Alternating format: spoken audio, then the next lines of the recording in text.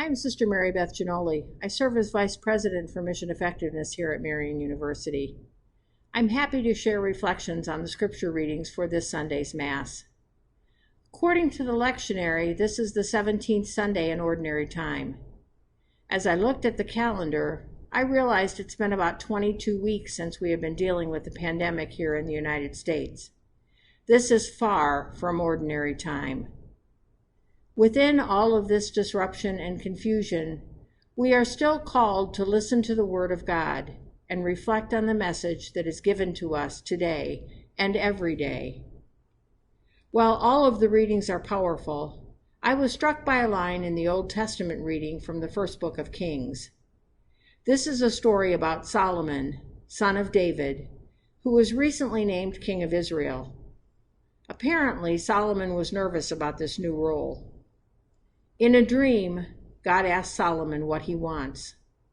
Solomon's reply is, "Give me an understanding heart, that I might know right from wrong, as I lead your people." I don't think that would be the top of my list if God appeared in a dream and asked me what I wanted. Would it be the first thing you requested? Even God seemed surprised by this request, yet the request is granted. I seldom remember my dreams, and I can't recall ever having a dream about a conversation with God. Yet I know that I am invited every day, every moment, to realize that I am in the presence of God. I am always surrounded by God and God's creation. I am a unique and wonderful part of that creation, just like you are a unique and wonderful part of that creation. I am constantly called to embrace goodness and godness. I am able at any moment and at every moment to ask something of God, and so are you. For me, it's easy to lose focus on the reality that God is always with me.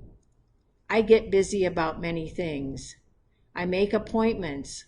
I write letters. I worry about tasks, commitments, and emails.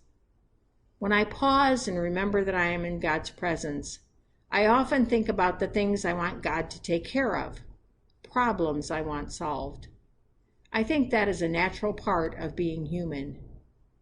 However, as people of faith, we are reminded that it is important to move beyond asking for things. I believe we are challenged to embrace a change of heart.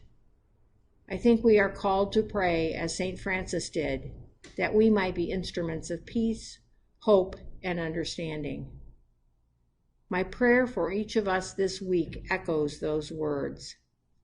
Lord, make us instruments of your peace. Where there is hatred, let us sow love.